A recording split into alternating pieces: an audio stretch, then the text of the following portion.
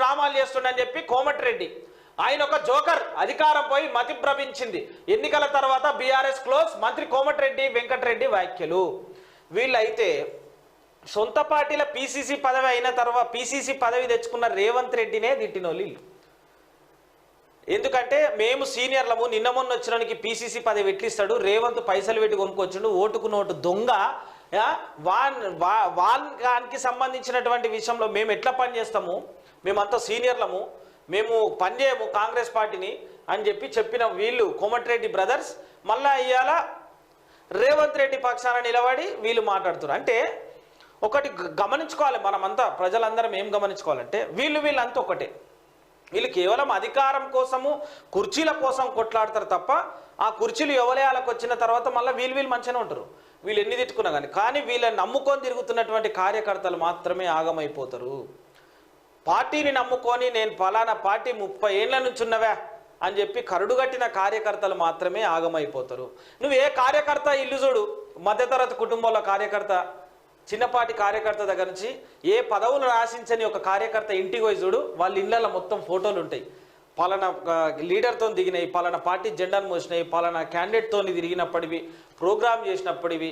అయితే ఆ పార్టీకి సంబంధించి వేరే పార్టీ ఉండేవి వాళ్ళ ఇంట్లో, కానీ ఈయనతో దిగినటువంటి ఫోటోలు లీడర్లు ఎవరెవరు, నేను ఒక టీడీపీ క్యాండిడేట్కి సంబంధించినటువంటి లీడర్కి సంబంధించింది అడ్డగుట్ట సికింద్రాబాద్ ఏరియాలో చూసిన టీడీపీ క్యాండిడేట్, టీడీపీకి సంబంధించిన రేవంత్ రెడ్డి, ఎర్రబెల్లి దయాకర్ రావు, మోత్కుపల్లి, కడియం శ్రీహరి, చంద్రబాబు నాయుడు, మొత్తం టీం వీళ్ళందరిదిగా అబ్బబ్బబ్బబ్బబ్బ ఫోటోలు ఫ్రేములు కట్టి వాళ్ళ ఇంట్లో పెట్టుకుంటే వాళ్ళంతా బీఆర్ఎస్లు ఉన్నారు, కాంగ్రెస్లు ఉన్నారు, టీడీపీలు ఉన్నారు, వీళ్ళందరూ తిరిగారు. కానీ ఆ కార్యకర్త మాత్రం ఇప్పటికీ టీడీపీ పార్టీని నమ్ముకునే ఉన్నాడు. టీడీపీ పార్టీ మొత్తం భూస్థాపితమైంది ఇక్కడ తెలంగాణలో. అయినా వేరే పార్టీలో ఏకాక మరి నువ్వు ఎట్లా అంటావు, ఏమైంది మీ ఓళ్ళకి సంబంధించిన అందరు ఇప్పుడు ఈ ఫోటోలలో ఉన్న వాళ్ళు అందరూ కూడా ఇలా లేరు కాదనే. ఇప్పుడు కొంతమంది బీఆర్ఎస్లు ఉండే అందుకే మళ్ళీ కాంగ్రెస్లోకి వచ్చాయి, మరి టీడీపీలో అసలే లేకపోయాయి, ఎల్ రమణ అయినా కూడా లేకపోయా. ఇప్పుడు మరి శ్రీనివాస్ యాదవ్, తలసాని శ్రీనివాస్ యాదవ్తో 3-4 ఉన్నాయి వాళ్ళ ఇంట్లో.